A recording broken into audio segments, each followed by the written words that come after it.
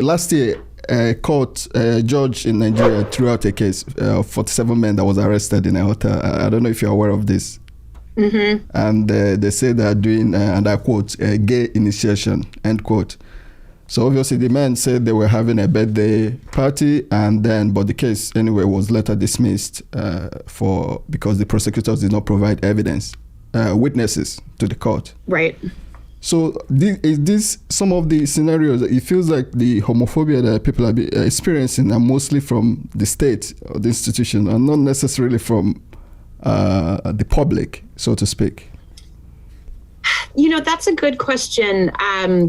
The Initiative for Equal Rights is one of the main Nigerian LGBT organizations, and they do an assessment of human rights violations that are reported to them every year.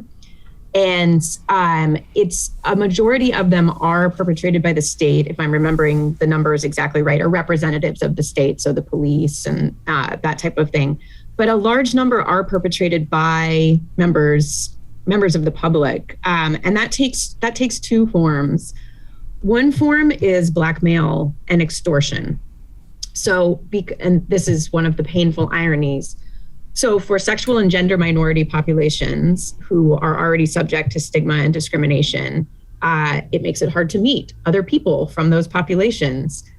Certainly for romantic partners, but even if you just want friendship and support and those types of things. So a lot of people use online platforms, which are wonderful because, they cut across geography, they can be reached at different times of day.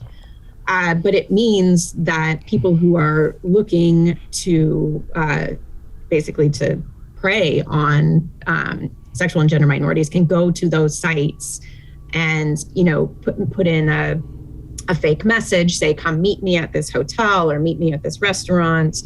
And then when the community member arrives there, they'll be said, well, you pay me money now, or I'm going to tell your family that you're gay, or I'm going to call the police or something like that. So in a survey of men who have sex with men and transgender women from Nigeria, I think about a quarter of the people surveyed had experienced blackmail or extortion in some form. So it's very, very high rates.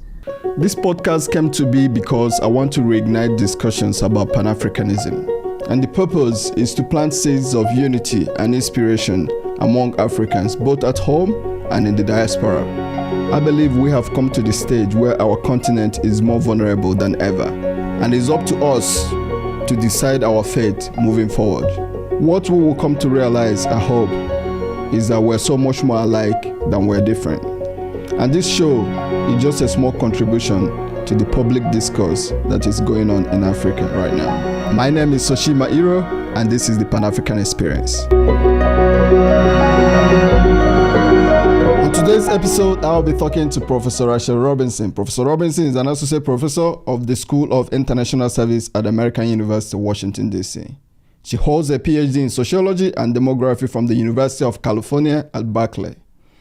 Her research focuses on sex-related health interventions in Sub-Saharan Africa, including family planning, HIV/AIDS, and sexuality education. She studies how such interventions come into being, the actors that are involved, such as NGOs, and how they influence one another. Her current project centers on politicized homophobia and the extent of social science knowledge on NGOs. She is the author of the book, Intimate Interventions in Global Health, Family Planning, and HIV Prevention in Sub-Saharan Africa. She has published articles in journals such as Demography, Journal of the International AIDS Society, Population Studies, and Population Research and Policy Review. She has conducted field research in Namibia, Malawi, Nigeria, and Senegal. Her research has been funded by the MacArthur Foundation, the Council of American Overseas Research Centers, and the National Science Foundation. Professor Robinson teaches courses on statistics, global health, population studies, development, and NGOs. I am so grateful and honored to have Professor Robinson on the show. And coming up next is the full conversation.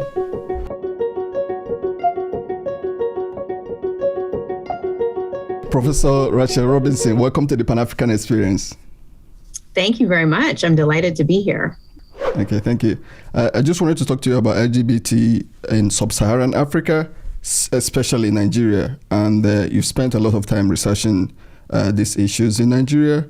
And I would like to, but before we delve into this, I just wanted to know what inspired you to go into this field of study in the first place? Great question. So first of all, it was not something that I actually initially started out to study. I'm a sociologist and a demographer, and the question that first brought my interest to Sub-Saharan Africa was actually about population policy. So I was curious, why on earth would governments of countries in Africa whose populations were largely pronatalist, why would they adopt policies that suggested people should have fewer children? So that question brought me to Nigeria and to Senegal, which have two of the earliest population policies. And from that moment on, I started getting to know the organizations, particularly the non-governmental and community-based organizations working in the reproductive health area. So that led me to work on HIV and looking at the connections between countries' histories of family planning interventions and how those influenced how they responded to the AIDS crisis.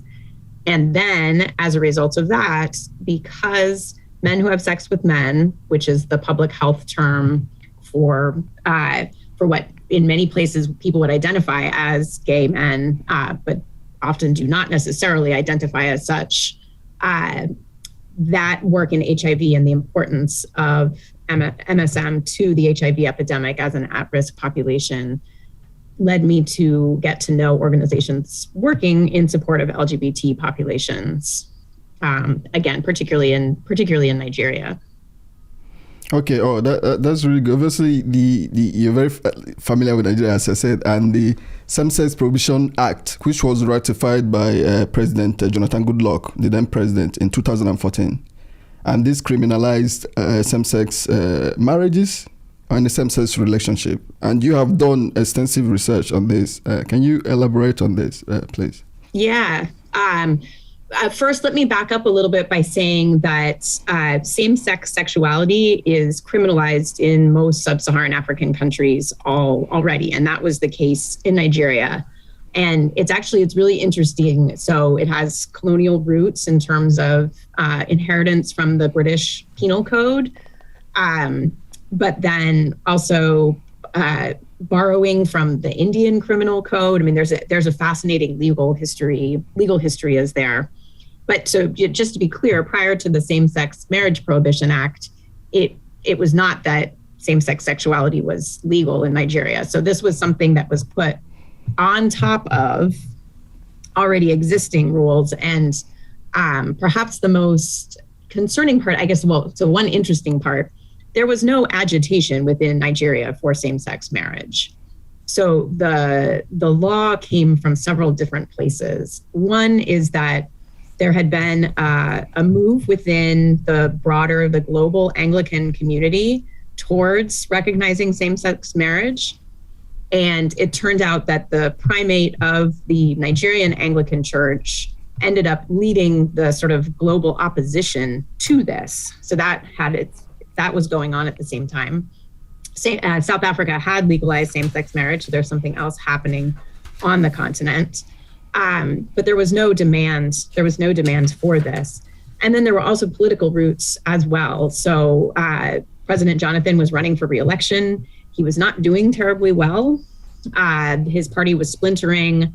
And some have argued that his support for this bill, which had been working its way in various forms actually through the Nigerian legislature since as early as 2006 and 2007, his support for it was really just kind of a ploy to get support from voters. So the law was passed. And the main thing that it did was it sort of gave legal license to people, to average sort of everyday Nigerians, as well as the police, to act out against LGBT Nigerians. So it sort of brought the issue to the fore. So there was a lot of coverage in the media. And the law in particular also directly violates Nigeria's constitution in terms of clauses about freedom of association. because it prohibits organizations that work in support of same-sex loving communities. And so it has some severe ramifications for organizing as well as for just treatment of LGBT people. So immediately following its enactment, there were increases in violence against the LGBT community. And there are also many people were afraid to go seek out healthcare. So just everyday healthcare, but also certainly sexual healthcare related to HIV and sexually transmitted infections.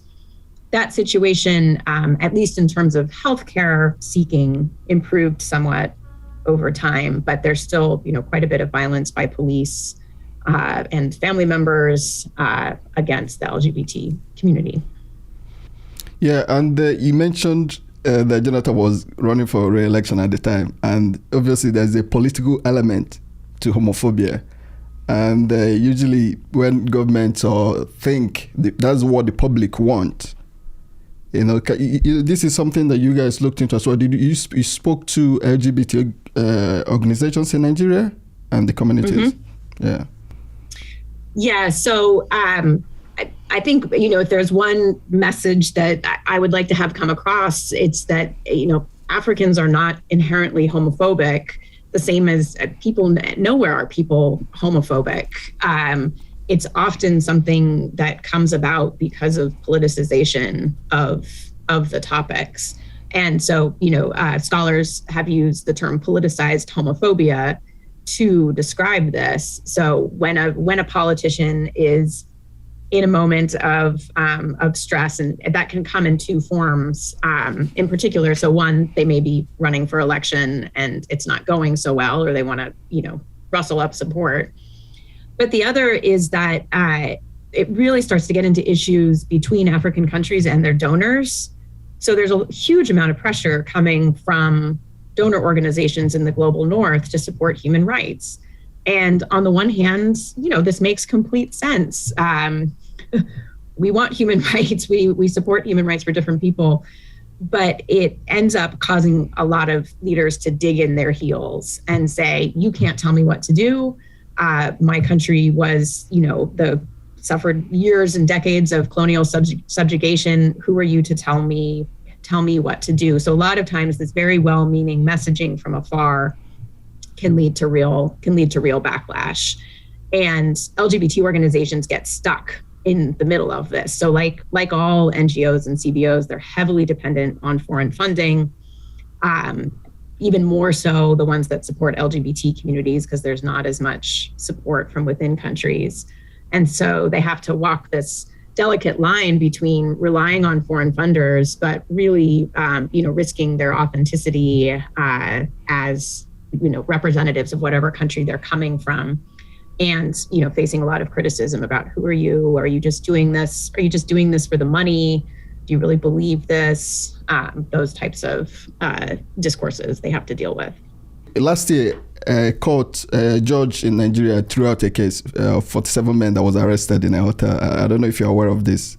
Mm-hmm. And they say they're doing, and I quote, gay initiation, end quote. So obviously the men said they were having a birthday party, but the case anyway was later dismissed because the prosecutors did not provide witnesses to the court. Right. So is this some of the scenarios that it feels like the homophobia that people are experiencing are mostly from the state or the institution and not necessarily from the public, so to speak? That's a good question. The Initiative for Equal Rights is one of the main Nigerian LGBT organizations, and they do an assessment of human rights violations that are reported to them every year. And it's a majority of them are perpetrated by the state, if I'm remembering the numbers exactly right, or representatives of the state, so the police and that type of thing. But a large number are perpetrated by members of the public, and that takes two forms. One form is blackmail and extortion. So, and this is one of the painful ironies.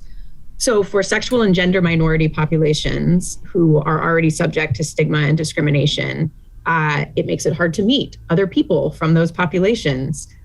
certainly for romantic partners, but even if you just want friendship and support and those types of things. So a lot of people use online platforms, which are wonderful because, they cut across geography, they can be reached at different times of day. But it means that people who are looking to basically to prey on sexual and gender minorities can go to those sites and, put in a fake message, say, come meet me at this hotel or meet me at this restaurant. And then when the community member arrives there, they'll be said, well, you pay me money now, or I'm going to tell your family that you're gay, or I'm going to call the police or something like that. So in a survey of men who have sex with men and transgender women from Nigeria, I think about a quarter of the people surveyed had experienced blackmail or extortion in some form. So it's very, very high rates. The other form that it takes is, of course, not everyone's family members are supportive. And so, again, many LGBT organizations across Sub-Saharan Africa, I know best the ones in Nigeria, but they've published stories and testimonials written by sexual and gender minority members of those populations in order, sort of for two things. One, to counter narratives of there's no such thing as a homosexual African, to say, no, I'm Nigerian, I'm gay or whatever. But also to help build solidarity within their communities. And when you read those, there's heartbreaking stories of, abuse suffered at the hands of family members, countered, however, by supportive family members as well. So that was a long way of answering that. I mean, I think the takeaway from that is that, again, it's not a universal atmosphere of homophobia, and much of what happens as homophobia, it may be people trying just to make money as well in terms of extortion and blackmail, and that there are pockets of support that people do have access to. And I have to say, I was born in Nigeria and I grew up in Nigeria, and at least in my area, the Southeast, where I grew up, there were not a lot of gay people, LGBT community that I'm aware of, Mm-hmm. And now I can understand they could have been, but they're not maybe afraid to come out, something like that. And I've had a personal experience with regards to this, because I have a cousin. He has passed away now, a male cousin who has passed away, and we were raised in a Catholic home. When in America people always say, "Oh, I was raised in the church." We were practically raised in the church, because we have to go to mass every day and then go to the mass on Sunday, but still go to mass Monday, Tuesday, Wednesday, all day. So a large percentage of my time was spent in the church when I was young, growing up. So this my cousin fell sick and he passed away. But before he passed away, my mom was telling me this now. He, almost like confession, he told my mom that, he's gay, and and he was sad and asking my mom if he's going to go to hell. This is almost at the point. And this made me really, really, really sad, and my mom didn't even tell me this until maybe 2-3 years after he passed away. Can you imagine? And I never knew, we went to the same school, we played together, we do most things together, and I wasn't even aware. I felt so sad that he wasn't comfortable enough to come out and speak to someone, and he didn't even speak to his own mom, because he's my cousin. So that made me to start to have an interest, because the Catholic background, Catholicism don't like homosexual community. Maybe it's changing now a little bit, but that's the doctrine. And so that's what made me starting to look into the LGBT community, just trying to educate myself more, trying to find out more. Maybe I don't want to blame myself, but I'm thinking, is there something I could have done more, but he was loved by the family because he never really mentioned anything about homosexuality. Even if he mentioned homosexuality, he would still be loved, but for some reason, maybe he didn't feel, comfortable to say that. So I'm assuming there will be thousands of people like him in Nigeria. No, I think your assumption is absolutely correct. And thank you for sharing that story. It makes me think of several things. One is that, of course, again, as you point out, most Nigerians almost certainly know someone who is gay. They just may not know that. And because a large majority of men who have sex with men, for example, are married. And, the pressure to marry and have children for average Nigerians is extraordinarily high.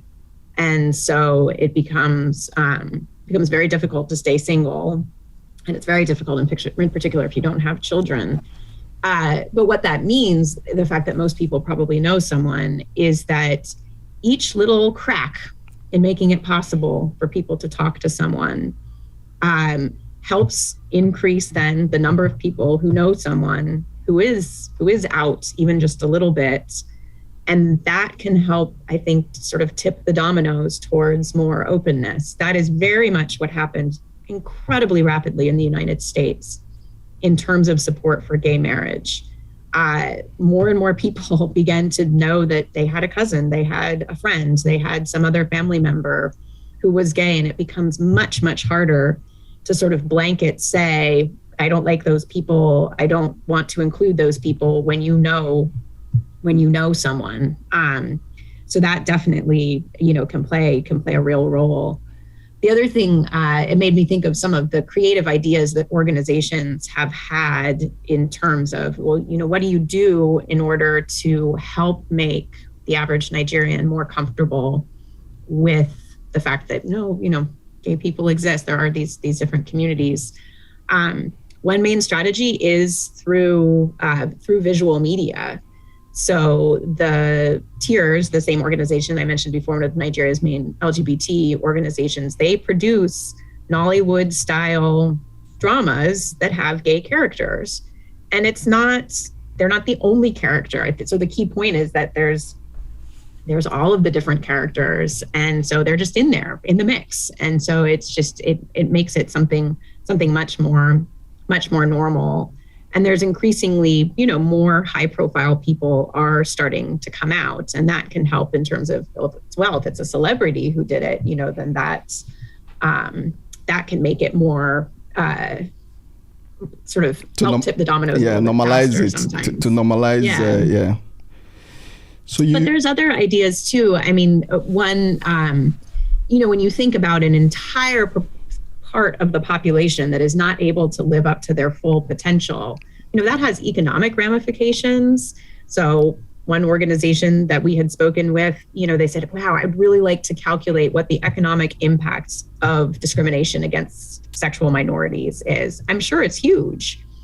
And for a country that is trying to develop and has a lot of impoverished people, that might be a convincing way to, help somebody understand more. It's like, no, we need to include everyone. So that's the parallel to, yes, we need to include women in development. And yes, we need to include, sexual and gender minorities in development as well. Yeah, and I don't want it to look like I'm criticizing Africa, because this homophobia is not specific to Africa or Nigeria. But what gets me angry to some extent is that, this is a country where, criminals are beheading people almost on a daily basis, and police are using their resources, going to hotels, looking for gay people. Do you know what I mean? The priorities is slightly skewed for me. So that's where it gets me angry a little bit. You mentioned men. Do you want to say something? Please go ahead. Oh, no, I was just going to say, I think Nigerians should be angry about. Absolutely. And what I think it speaks to, of course, again, it's the same thing. It's a cheap political trick to call your opponent gay, or to, just the same as it's a lot easier for the police, unfortunately, to go round up people at a birthday party than to solve more systematic issues that relate to poverty and insecurity that are just much harder to address. So yes, I mean, and that's part of why that happens. But the people should be mad about that because Nigerians really care about security too. I mean, that's one of their prime concerns at this point. And so, yeah, don't go arrest gay people. Like, go figure out how to stop kidnapping. Definitely. You mentioned men who have sex with men. Is this a new phrase, a new phrase in the maybe LGBTQ phraseology, or? It's actually kind of an old phrase, and it is very much, it's from public health. So if with the idea being that if you talk about a gay identity, so first of all, there's the idea that identities are chosen. So we can say, you know, I identify as a woman, I identify as straight, whatever it is, how I identify. Whereas the idea of using the MSM is that it focuses on the behavior of a man having sex with another man. And the idea then being that it destigmatizes somewhat, so that with the very real, you know, idea that if you went to a country where there's a great deal of stigma and discrimination against sexual and gender minorities, and you just ask someone on a public health survey, are you gay? They would probably say, no, I'm not gay. I don't identify as gay. But if you say, you know, did you have sex with a man in the last year? Many of those people would then say yes. And so it came from that. What is interesting is that I know, at least in the case of Côte d'Ivoire, some LGBT groups have sort of reappropriated the term to refer to themselves as MSM, as a category that's meaningful. But for the most part, it's within the public health lexicon. Okay, in your research, you highlighted the almost like the consequence of inclusion of men who have sex with men in the global response to HIV/AIDS. Can you elaborate on that, please? Yeah. So first of all, it's kind of there's sort of two streams. So if you don't know the history of HIV, so it kind of emerged in the early 1980s as a global epidemic. And the way that it was experienced in the global north was primarily with an association with gay men and with groups of men who identified as gay. So it was very much actually seen as a gay disease in the north. In the global south and in Sub-Saharan Africa, it was general population. So it was everybody who was getting HIV. So then there was sort of this bifurcation of, well, HIV in Africa is everyone, so it's heterosexuals, but in the north, it's gay people. And this was, you know, really sort of foolhardy, of course, because again, there are same-sex loving individuals everywhere.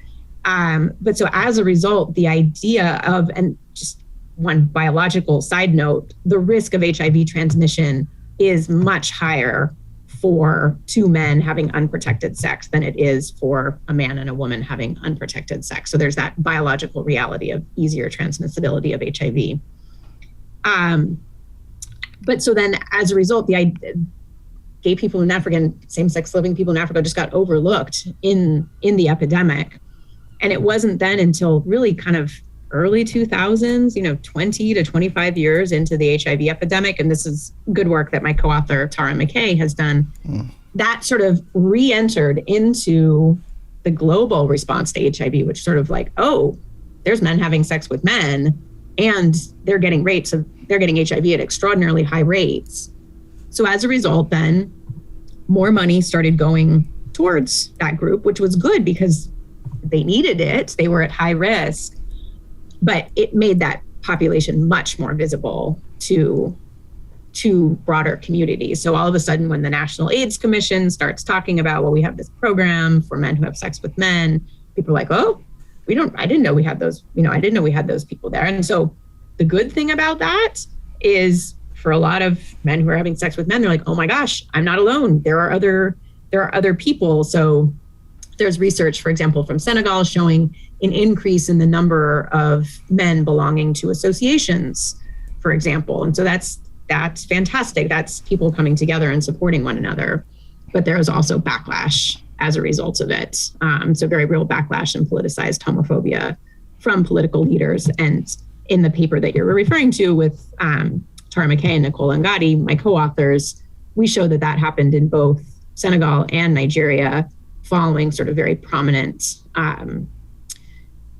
moments of visibility that came about as a result of responses to HIV. I was wondering if women who have sex with women, the treatment is more lenient than men who have sex with men. Because without data, just from anecdote, I think maybe globally, women who have sex with women are treated more lenient, or not as harsh as men who have sex with men. What do you think from your research? Did you find any disparities in this? Yeah, so no, it's such an interesting question. So certainly legally. So for example, if you look at Sharia law in northern Nigeria, which has, allows death by stoning in some places for men who have been caught having sex with another man, the penalty is not as harsh for women, for example. So just that's an example of the phenomenon you just described. And for whatever reason, and this is not my area of expertise, but I do think that women having sex with women is much less threatening than men having sex with men. And, for example, women who are gay can marry and have children, and so they can fulfill social roles much to some degree somewhat easier than a man who is gay. And so that, I think, also makes a coexistence, which is not necessarily a good one, but makes it so that some women can kind of find a path forwards. But this is an area, there's so much more research on men, LGBT men, than on LGBT women. And that definitely needs to be changed. And part of that is because so much of the research was funded by and encouraged by and related to HIV transmission, that then produced more research. But of course, there's lesbians all over Africa, and but much less is known about them. They have fewer organizations supporting them, and that has to do with things related to gender bias. So there's they often suffer from, they could or should be aligned with broader LGBT movements, but there's gender divides within those that disadvantage the organizations supporting lesbians. And then, but they often then suffer in terms of they can't join with the broader women's movement because they're discriminated against for their sexuality. And so it's a hard path for the organizations that support women. But they do exist. And the big organizations could do more to support women as well. It's not just men.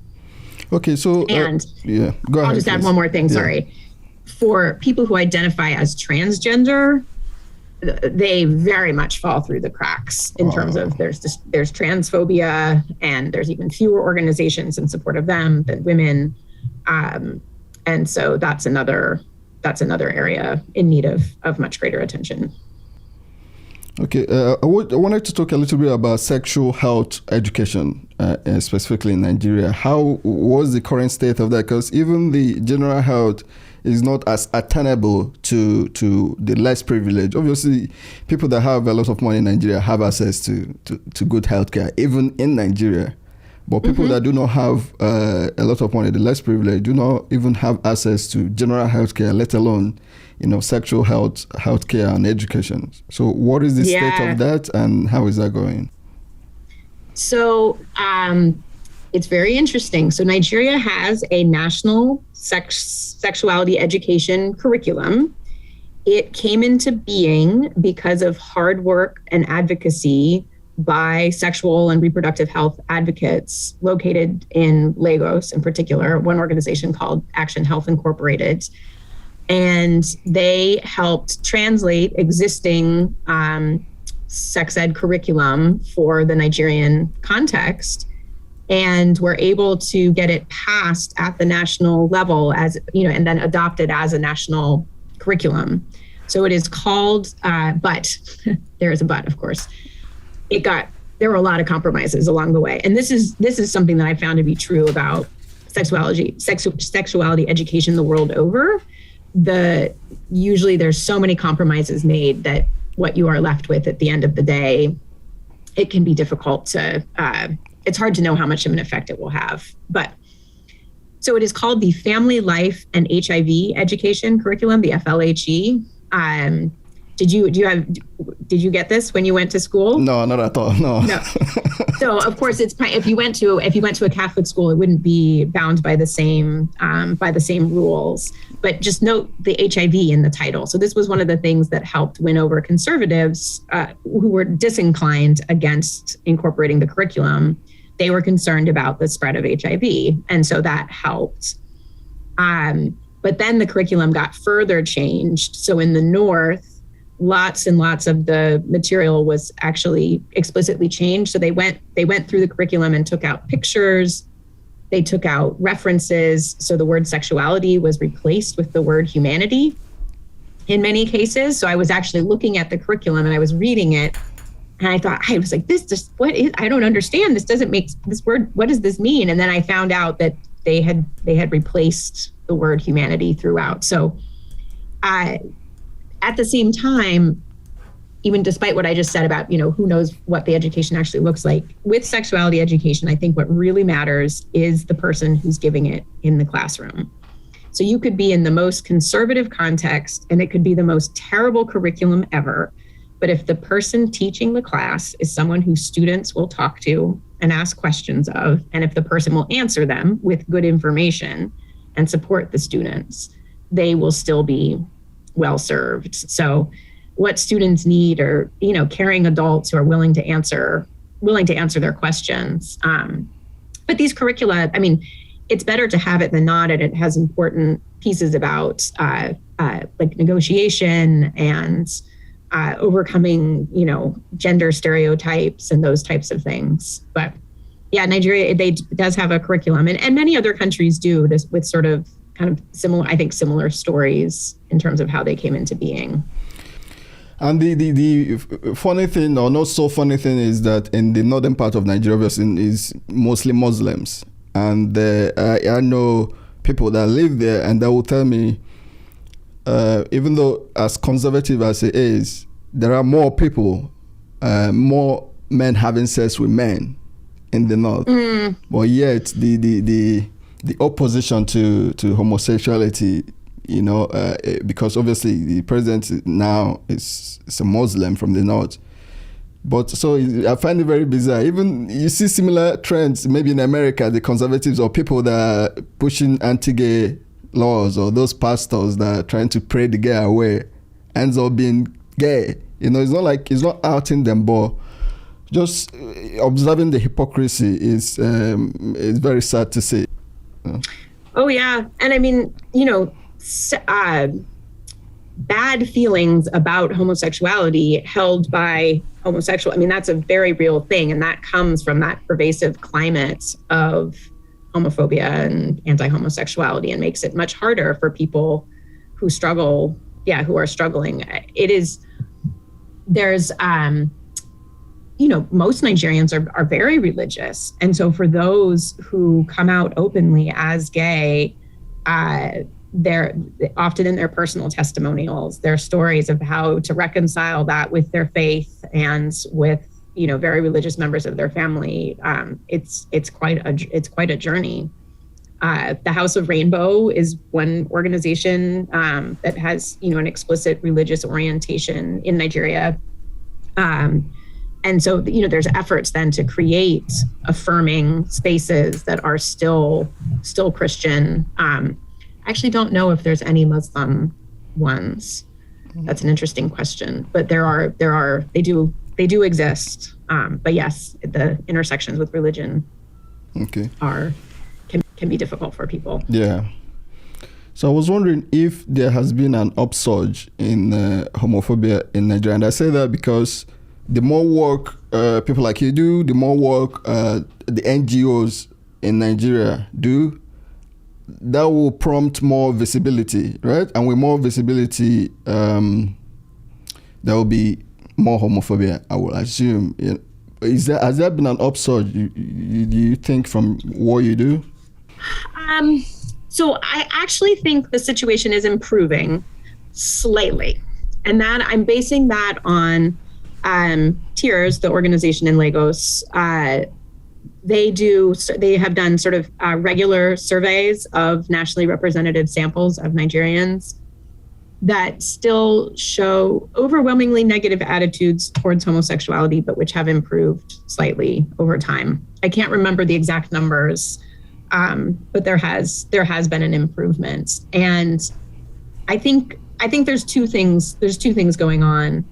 First is, I do get the sense that a lot of Nigerians, particularly urban educated ones, are willing to take the stance of, maybe I'm not comfortable with it. I don't know if I like it, but if somebody's doing it in their own home in private, I don't care. Like they should be able to do what they want to do. And that was what happened in the US as well. And I do think there's probably that.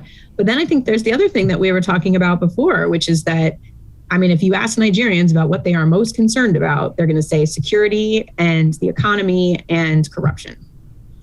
And sure, if you ask them explicitly about homosexuality, they'll have an opinion, but it is not at the top of the list. Speak to people that are considered good people. They're philanthropic. They help people in the community. But when I talk to them about homosexuality, to get a sense of what is going on, they always oppose it, and they oppose it based on religious ground. They say, this is not acceptable, by God, or they'll quote a Bible specifically that says, same-sex relationship shouldn't happen, or same-sex sexual relations shouldn't happen. And I think the most difficult hurdle to overcome is the religious one. And for some reason, in most African countries, especially in Nigeria, religion and culture has been intertwined. It's almost difficult to separate them. I think that's true everywhere. I mean, religion is part of culture, and I think, yes, absolutely. I guess what to say about that. So there are great examples of, openly gay Nigerians who are also very religious. So there is that, and I think that can help set an example. But I think that is where sort of a bottom up change in terms of, so yes, the Bible or the Quran, it says not to do a lot of things that people already do, right? So not everybody follows it perfectly. So why focus on this one particular one? And why not instead demonstrate all of the other virtues of a good Christian or a good Muslim, and sort of say that's unrelated to my sexuality or to the sexuality of someone else. And I mean, this is something that organizations supporting LGBT populations have tried to do. So they've tried to demonstrate their members engaging in good Christian activities, and another way of using kind of positive visibility in terms of saying, like, yeah, we're, there's one example of an organization, they went to an orphanage. They had a good relationship with the orphanage in terms of supporting the children. And this is, a classic example of something that would be viewed as a charitable work, regardless of religious faith. And I think that's where the sexual education comes into play, because I would think that when people hear a gay relationship, or, they always think of sex. In heterosexual relationship, when you say, oh, this is my wife or my girlfriend, nobody thinks of sex straight away. They think about the relationship. How's they being a husband? Is he a good wife or good girlfriend? Are they, raising their kids well? So, but what I've noticed is that people tend to go straight to sex when it comes to gay relationships, which I find very, very strange.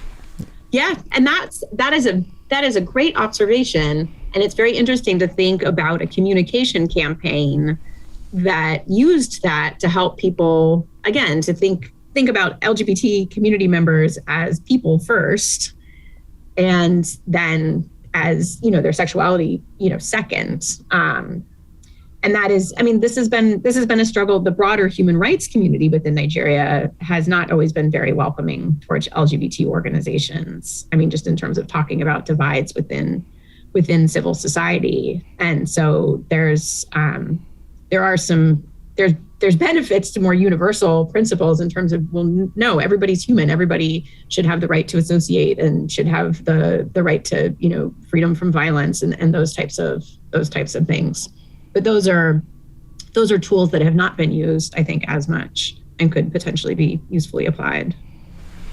So in June last year, Botswana overturned colonial era laws which criminalize homosexuality, and the judge, Michael Leburu, said, I quote, the anti-sodomy laws are a British import and were developed without consultation of local people, end quote. So I would like you to maybe talk a little bit about the background of the colonial origins of these laws. All right, let's see. Hopefully I can get this. I can get this right. So first of all, the colonial, it has to do with the timing of colonialism in particular. So it is my understanding that anti-sodomy elements of British law were not always part of British law, but they were added to the British Penal Code around the time that colonization started. So it's just like a terrible accident of timing.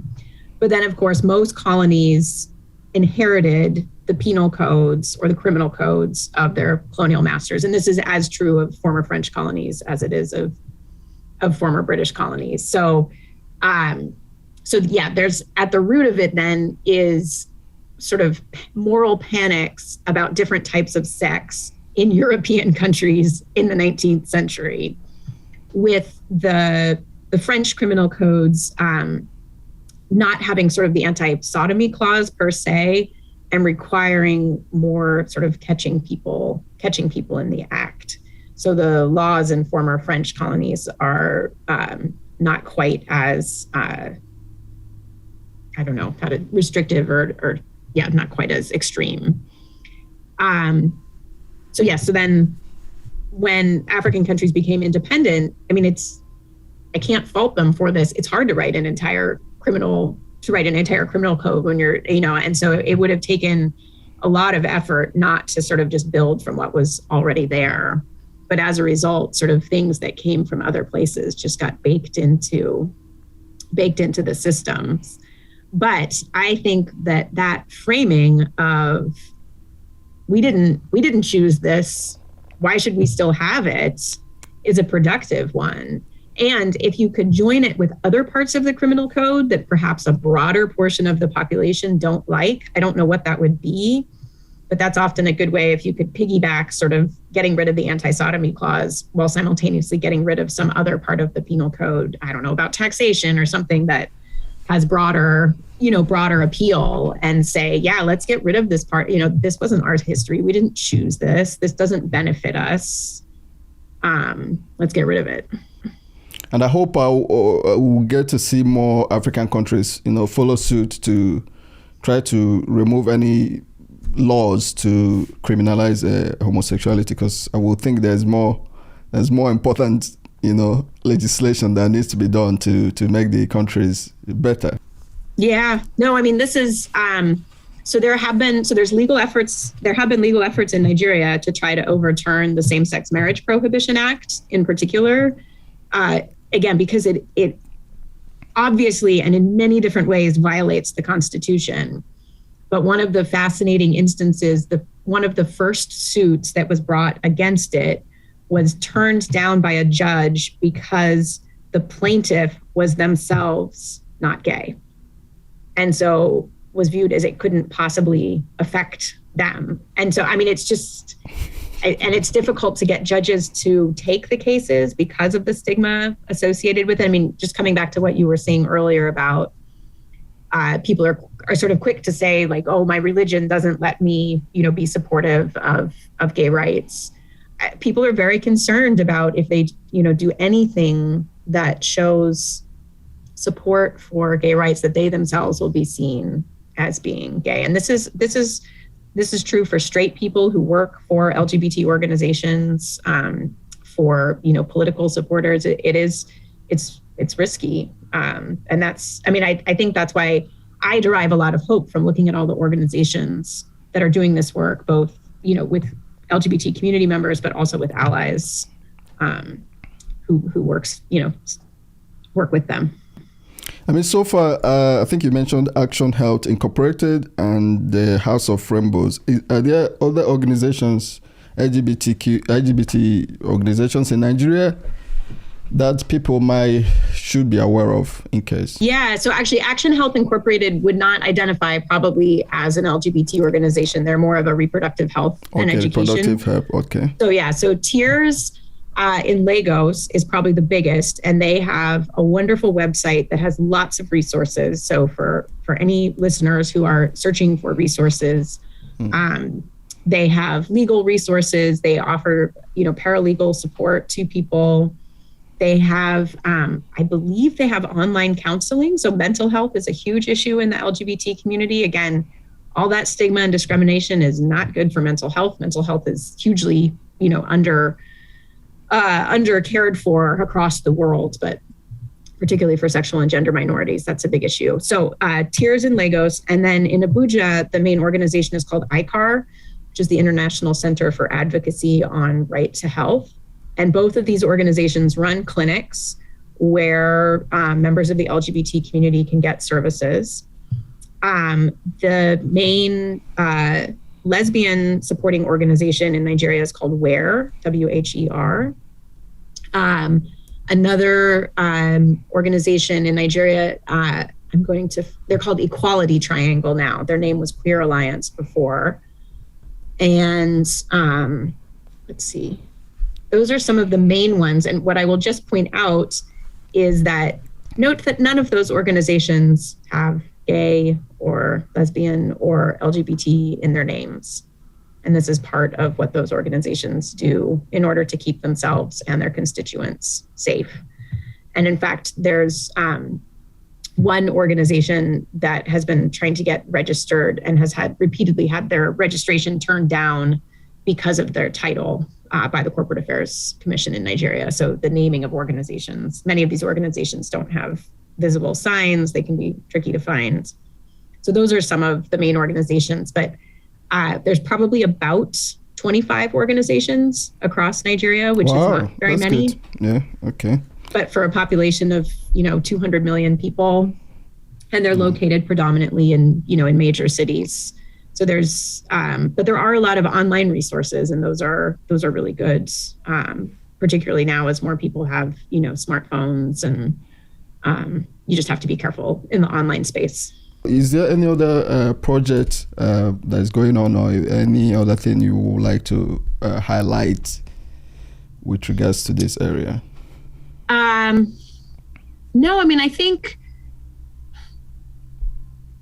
There's a lot of needs, and so depending on people's skill, for Nigerians wanting to be involved as allies, for example, or Africans in other countries wanting to be allies, I would definitely, seek out the main organization, LGBT organization in your country, and just learn about things in your community, and then,